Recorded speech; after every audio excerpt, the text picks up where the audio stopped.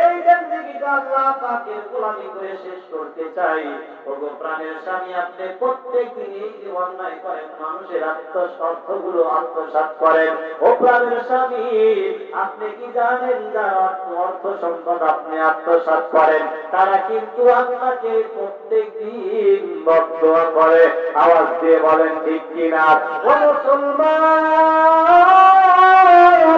এই কথা যখন বসিরের স্ত্রী বসিরকে বলে, কিন্তু বসিরের কানের ভিতরে এই কথা যায় না। আমার মুসলমান, গভীর মনোযোগ দিয়ে কথাগুলো শুনতে হবে। রাতের গভীরে বসির উদ্দিনের স্ত্রী বসির উদ্দিনের পা ধরে বলে, স্বামী গো,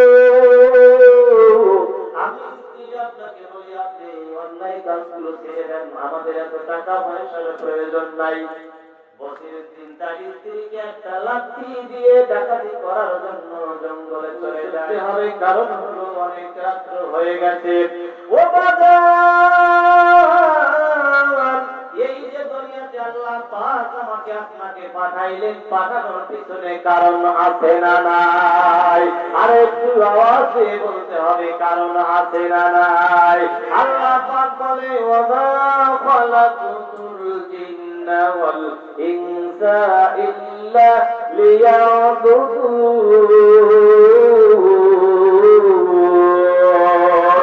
আল্লাহ পাক বলে, বান্দারে, এই পৃথিবীতে কোন বৈজ্ঞানিক যদি কোন জিনিস আবিষ্কার করে, কোন শিল্পী যদি কোন আবিষ্কার করে, ও বান্দা, সেই জিনিস আবিষ্কারের পিছনে কোন কারণ থাকে।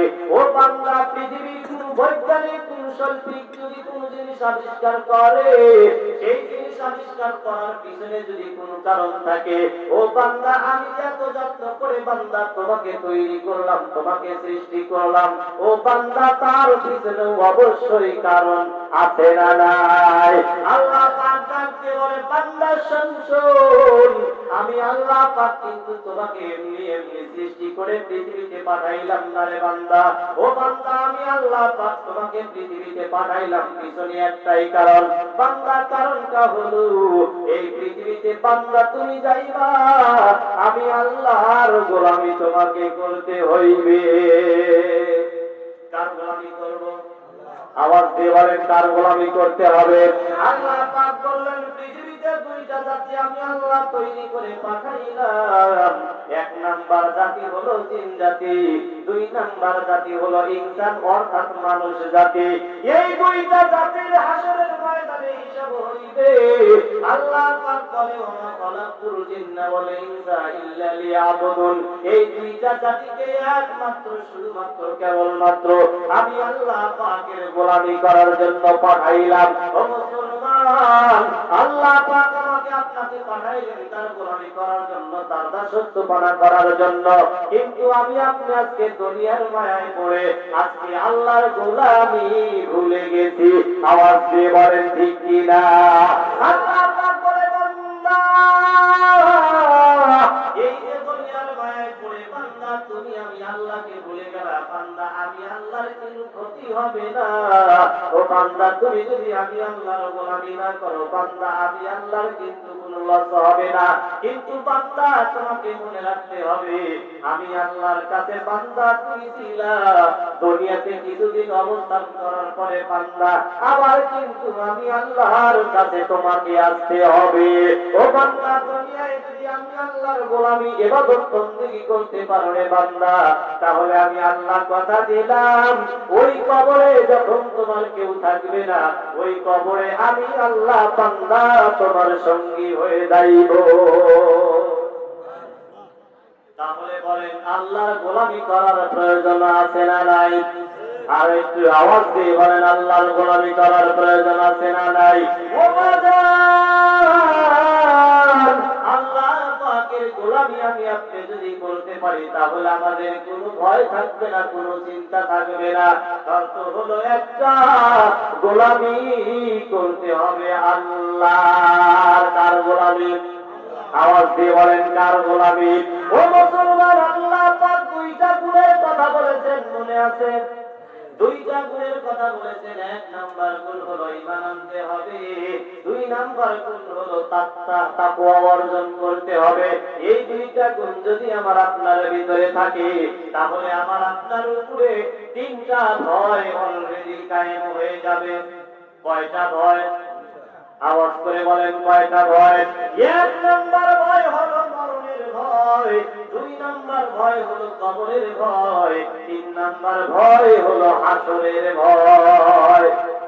কারণ মানুষের সবচেয়ে ভয়াবহ জায়গা হবে তিনটা। কয়টা? এক নাম্বার মরণ, দুই নাম্বার কবর, তিন নাম্বার হাসর। মুখস্থ করেন, এক নাম্বার মরণ, দুই নাম্বার কবর, তিন নাম্বার হাসর।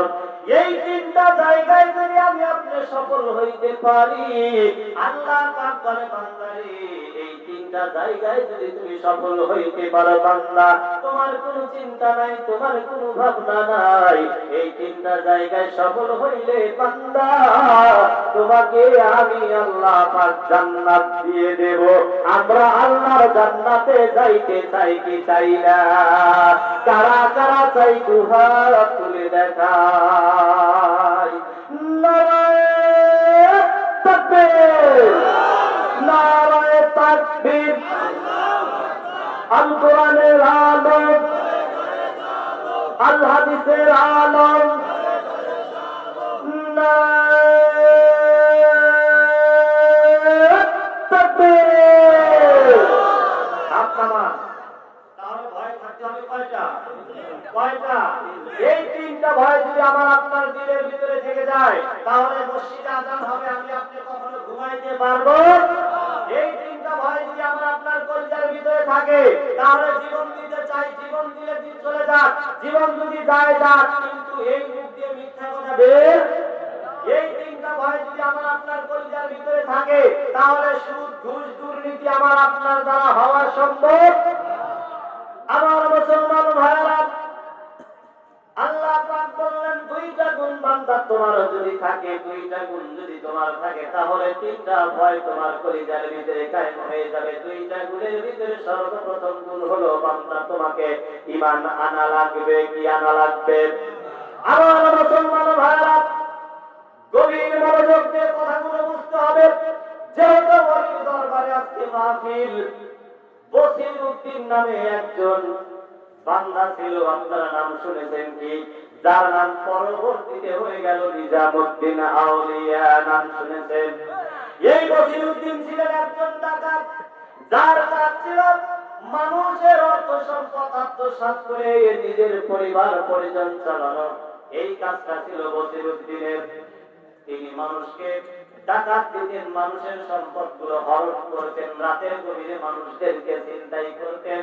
আল্লাহর ভয়, মরণের ভয়, কবরের ভয়, হাসরের ভয় বলতে তার অন্তরের ভিতরে কোনো কিছু ছিল না। কিন্তু আল্লাহ পাক এই বসিরউদ্দিনের কপালে একটা সুন্দর সতী সাধবা স্ত্রী মিলিয়ে দিয়েছিলেন। আল্লাহু আকবার বলেন। এই বসিরউদ্দিন প্রত্যেক রাত্রিতে ডাকাতি করে মানুষের অর্থ সম্পদ আত্মসাৎ করে নিয়ে যখন বিবির কাছে যায়, বিবি ডাকতে বলে, প্রাণের স্বামী, এই যে মানুষের অর্থ সম্পদ, মানুষের মাল সামান আত্মসাৎ করে নিয়ে আসেন, ও স্বামী, এই যে গভীর রজনীতে আপনি এতগুলো অন্যায় পাপ করেন, এটা হয়তো পৃথিবীর কেউ জানে না, কিন্তু যিনি জানেন তিনি কিন্তু আল্লাহ। কিন্তু কথাগুলো বসিরের কানের ভিতরে ঢোকে না, কারণ হলো কোরআনের জ্ঞান ওই বসিরের ভিতরে ছিল না। আমার মুসলমান ভাইরা, লম্বা কাহিনী আমি সংক্ষিপ্ত করে মূল কথাগুলো আপনাদের মাঝে বলবো। বসিরউদ্দিন রাত্রে চলে যাবে নিশার নামাজের পরে, বিবিকে বলছে, বিবি গো থাকো, আজকে আমি আমার কাজটা করার জন্য ওই যে জঙ্গলের ভিতরে চলে যাব। স্ত্রী বসিরউদ্দিনের পা ধরে বলে, স্বামী গো শোনো, আমার ভালো মন্দ খাওয়ার কোনো ইচ্ছা নাই। ওগো প্রাণের স্বামী, আপনি যদি হক পথে আমাকে ডাল ভাত খাওয়াইতে পারেন, আমি স্ত্রী সেটাই খাই আল্লাহর ইবাদত বন্দেগী করে এই যে সত্য হায়াতের জিন্দেগিটা আল্লাহ পাকের গোলামি করে শেষ করতে চাই। ওগো প্রাণের স্বামী, আপনি প্রত্যেকদিন এই যে অন্যায় করেন, মানুষের অর্থগুলো আত্মসাৎ করেন, ও প্রাণের স্বামী আপনি কি জানেন যারা অর্থ সম্পদ আপনি আত্মসাৎ করেন তারা কিন্তু আপনাকে প্রত্যেকদিন বদদোয়া করে? আওয়াজ দিয়ে বলেন ঠিক কিনা? ও মুসলমান,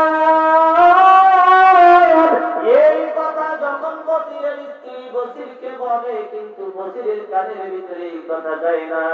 আমার মুসলমান গভীর মনোযোগ দিয়ে কথাগুলো শুনতে হবে। রাতের গভীরে বসির উদ্দিনের স্ত্রী বসির উদ্দিনের পা ধরে বলে, স্বামী গো, আমি স্ত্রী আপনাকে বলি, আপনি অন্যায় কাজগুলো ছেড়ে দেন, আমাদের এত টাকা পয়সার প্রয়োজন নাই। বসিরউদ্দিন তার স্ত্রীকে একটা লাঠি দিয়ে ডাকাতি করার জন্য জঙ্গলে চলে যায়। বসিরউদ্দিন যখন ডাকাতি করার জন্য জঙ্গলে চলে যায়, আমার আল্লাহ পাক কি খেলা খেলে দেখেন। আল্লাহ পাক কখন কাকে কিভাবে হেদায়েত দেয় আল্লাহ ছাড়া পৃথিবীর কেউ কিন্তু জানে না। বলেন জানে কি? কেউ জানে না, কেউ জানে না। এই বসিরউদ্দিন চলে গেলেন জঙ্গলে। গভীর রজনী বসিরউদ্দিন গিয়ে দেখে, আরে সবাই দলপতি মিলে যখন ডাকাত দেওয়ার জন্য যাবে, বসিরউদ্দিনও কিন্তু তাদের সাথে আছে, কারণ বসিরউদ্দিন হলো দলপতি। দেখে একদল ছাত্র তলবে এলেম মাদ্রাসা থেকে পড়ার জন্য জঙ্গলের ভিতরে দিয়ে যায়, মাদ্রাসায় যাইবে। কিন্তু মাদ্রাসায় যাইবে তাদের কাছে আলো নাই, অর্থাৎ তাদের কাছে বাতি জ্বালানোর মতো কোনো তেল নাই। তারা ওই জঙ্গলের ভিতরে আটকা পড়ে গেছে। ডাকাত দলের সামনে পড়ে গেছে।